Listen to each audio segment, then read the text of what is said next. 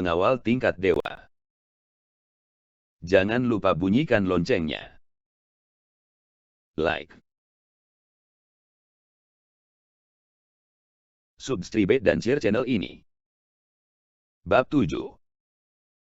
Pertempuran ofensif dan defensif. Kinan.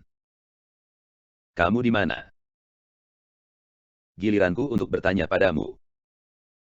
Kamu akan kabur ketika melihat Woman Street. Apakah kamu ingin mengujinya lagi? Bagaimana situasi di luar sekarang? Pernahkah kamu melihat kantor tiket stasiun kereta api sebelum festival musim semi? Mungkin seperti itu. Ada orang-orang yang mendapatkan berita itu. Aku telah melihat para reporter reseller. Setiap pintu masuk penuh dengan orang. Pergi. Jangan khawatir tentang itu. Seperti yang aku katakan. Pertama datang ke kamar mandi pria di daerah B3. Toilet pria. Kamu benar-benar bersembunyi. Tunggu aku. Ada begitu banyak orang di sini. Seorang anak baru saja menyentuh pantatku dan aku mematahkan jari. Kinan menutup telepon dalam depresi. Dan berada di tengah kerumunan dengan kesulitan. Bepergian melalui. Saat ini. Di toilet pria. Kedua bocah laki-laki itu dilemparkan ke sudut seperti mumi dengan selotip. Dan Meng Qi meletakkan dua foto bertanda tangan ke dalam pelukan mereka. Ini untuk mengompensasi Anda karena ketakutan. Tentu saja. Jika Anda berani mengambil hal yang menjijikan dengan foto yang saya tanda tangani, saya akan membiarkan pengawal di belakang Anda melakukan sesuatu yang menyakitkan dan bahagia dengan Anda. Dan memberitahu Anda diam-diam bahwa ia adalah seorang pria. Ia paling suka kerisan. Kedua pria itu menangis kaget. Anda tahu. Mereka bahkan belum mengenakan celana. Dan pantatnya masih di luar. Dengan kata lain. Bagaimana Anda membuat paman Anda yang keras kepala mempekerjakan Anda menjadi pengawal? Meng Qi. Yang telah menyelesaikan setelahnya. Berbalik. Dia selalu mengatakan bahwa pengawal lebih rendah dari anjing.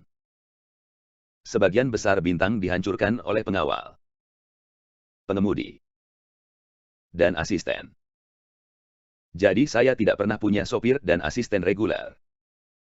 Dan dia tidak pernah meminta pengawal untuk saya.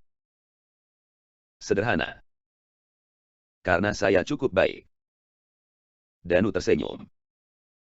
Jangan salahkan saya karena berbicara jujur. Pengawal Anda yang datar tanpa wajah datar akan membuat perbedaan dalam bisnis ini. Dan ketika Anda bertemu untuk pertama kalinya, Anda membawa majikan ke kamar mandi pria. Dan Anda dapat melihat bahwa karakternya tidak baik. Siapa yang tolong sebagian besar dari Anda juga akan memecat Anda karena model keamanan Anda yang sederhana dan kasar. Tangan Meng Qi ada di pinggulnya. Yang mudah. Itu hanya lidah beracun. Tetapi Nona Ben baik hati dan memberi Anda kesempatan untuk membuktikan diri. Jika saya bisa pergi dari sini tanpa ditemukan bubuk otak, saya akan mengizinkan Anda untuk mengikuti saya. Oh. Kamu benar-benar baik. Danu tersenyum begitu kaku sehingga dia bertanya-tanya apakah penjualan pembukaannya terlalu santai. Setelah 5 menit, Kinan datang ke toilet pria dan meletakkan tanda dalam perbaikan di pintu sesuai dengan instruksi Danu. Tunggu sampai Kinan masuk dan lihat. Teman-teman. Ada lebih banyak pria jongkok di toilet pria daripada toilet wanita. Lusinan master besar diikat dengan selotip untuk menjadi bagal. Dan semua orang memiliki tanda tangan di lengan mereka. Foto. Danu. Apa yang kamu lakukan? Kinan memanggil. Tahukah Anda? Saya takut setengah mati. Saya pikir Anda akan melakukan tur telebinding lagi. Foto saya hilang. Mengki menembak payudara kecil. Saya juga tidak punya kaset. Pria gendut yang datang banyak menyia-nyiakan saya. Danu memandang bola daging seberat 200 pon yang berjongkok di depannya. Dan menghela napas dan membuang tabung kertas di tangannya. Waktu terbatas. Sekarang jalankan rencanakan. Kinan. Aku ingin kau dan Mengki berganti pakaian. Kedua gadis itu dengan patuh memasuki ruang karantina dan berpindah tangan. Kinan. Kan. Katakan padaku apakah dadamu sedikit lebih besar? Cecuk bukan. Sangat fleksibel. Mengki masih belak-belakan. Jangan mencubit. Sangat sensitif. Kamu belum memilikinya. Si kecil kebetulan saja memegangnya. Kinan dan Mengki bertemu terus terang. Dan mereka menjadi saudara yang intim. Di luar. Sekelompok pria besar mendengarkan obrolan siang Yan. Setengah memerah dan pemalu. Setengah menyeringai dan menyeringai. Lebih menyatukan bahwa selangkangan semua orang terangkat. Termasuk Danu yang berdiri di dinding. Dan juga mendirikan tenda. Setelah 5 menit berikutnya. Sepasang gadis yang telah berganti pakaian keluar.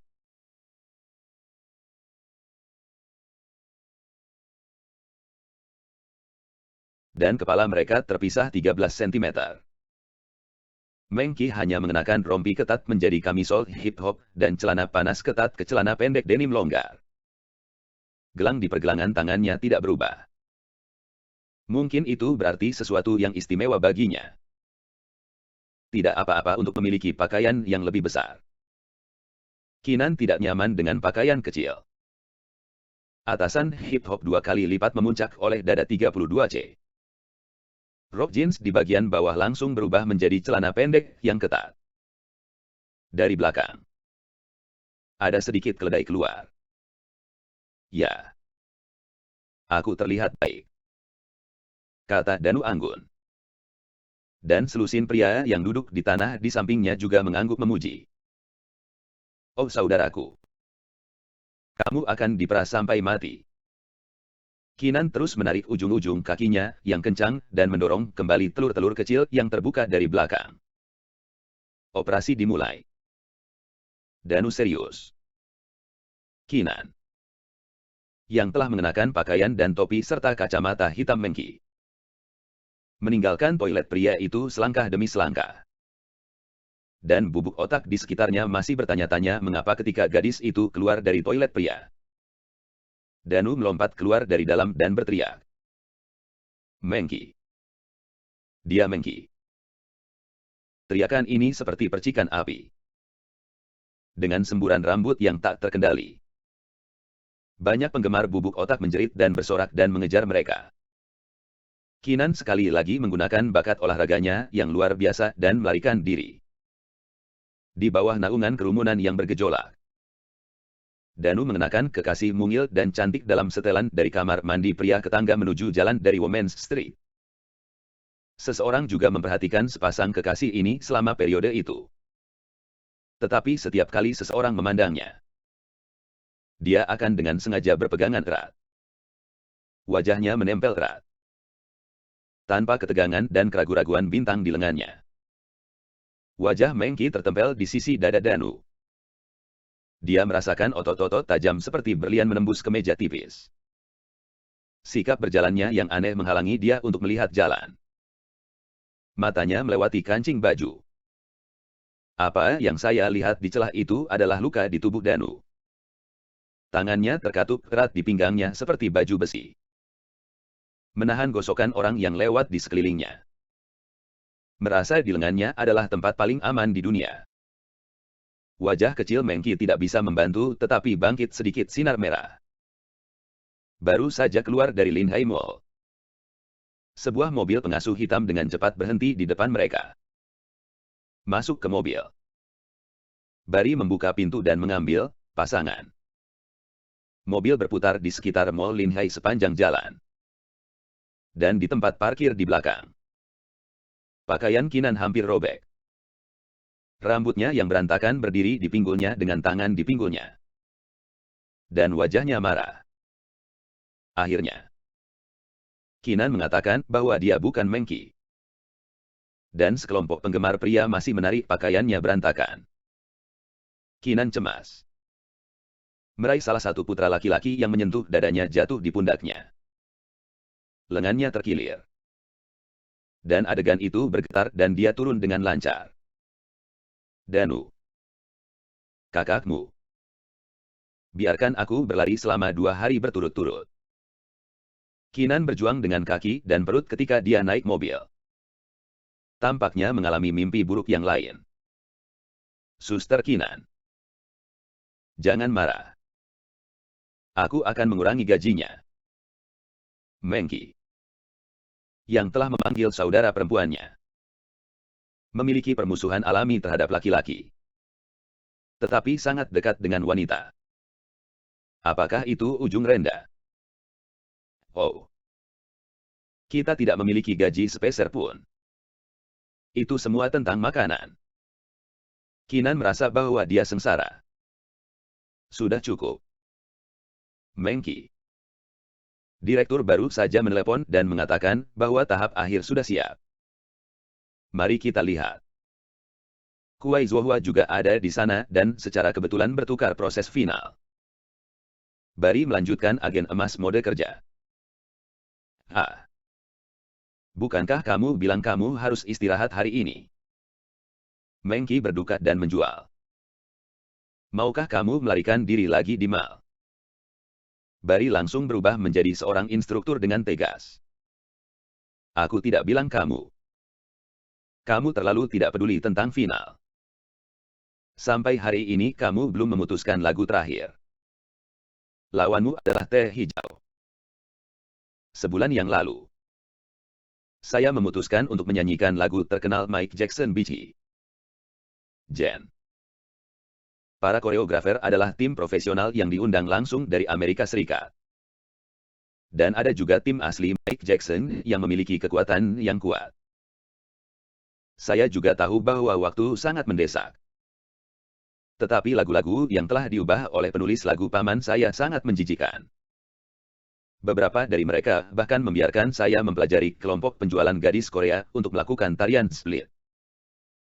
Mengki menghela nafas dan berkata, maukah Anda membiarkan saya nyanyikan saja lagu saya sendiri?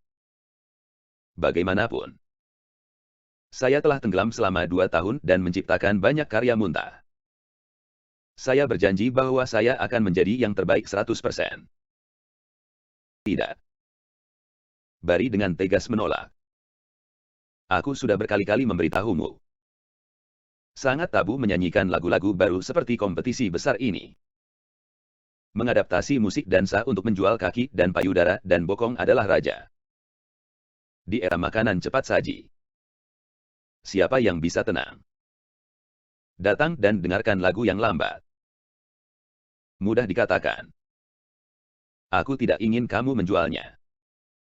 Aku hanya punya sepasang dada, kaki pendek, dan bokong. Tapi bagaimana kamu bisa menjualku? Mengki menggoda dan menertawakan Kinan. Sudah. Para selebriti sangat terburu-buru. Dan bahkan istirahat yang baik juga dikatakan telah pergi. Mengki menarik tirai langsung di deretan belakang mobil pengasuh dan berganti menjadi gaun putih. Dan akhirnya mengembalikan pakaian Kinan padanya. Mobil pengasuh itu melaju sampai ke stadion sepak bola terbesar Linhai. Ini adalah tempat terakhir yang dikontrak oleh Suara Luar Biasa Cina, yang dapat menampung lebih dari 20.000 orang bersorak dan berteriak pada saat yang sama. Begitu mobil berhenti, pekerjaan datang. Bari harus pergi ke Kuai Zuihua dan meminta proses buklet. Kinan menjadi asisten. Dan hal-hal lain pada Fan pertama kali dimasukkan ke ruang ganti Mengki. Dan Mengki dan Danu pergi untuk memeriksa set panggung terlebih dahulu. Setelah melewati lorong staf yang panjang, Mengki tidak sabar untuk datang ke stadion. Penyelesaian segera panggung berdiri di tengah-tengah stadion. Seolah memanggilnya. Mengki belum bernyanyi di depan 10.000 penonton di panggung yang besar untuk waktu yang lama. Dalam retrospeksi, saya masih memiliki beberapa konser ketika saya memulai debutnya 4 tahun yang lalu. Dan kemudian itu adalah berita negatif. Rumor. Perselisihan. Dan berbagai cerita yang tidak menyenangkan. Apakah kamu pikir itu indah? Mengki berdiri di pintu keluar dan menatap panggung dengan obsesif. Setumpuk peralatan yang diperkuat dapat digambarkan oleh kecantikan. Danu meletakkan tangannya di saku celananya dan menatap Mengki di sebelahnya. Dia ingin mengatakan bahwa Mengki yang menunjukkan ekspresi bahagia seorang wanita kecil harus nyata disebut cantik. Bagaimana kamu? Seorang pria kasar yang hanya bisa memahami panggung. Memahami keindahan panggung. Itu seperti kuda putih sang pangeran. Sepatu kaca Cinderella. Dan sayap-sayap malaikat. Itu adalah kesuksesan Uranus.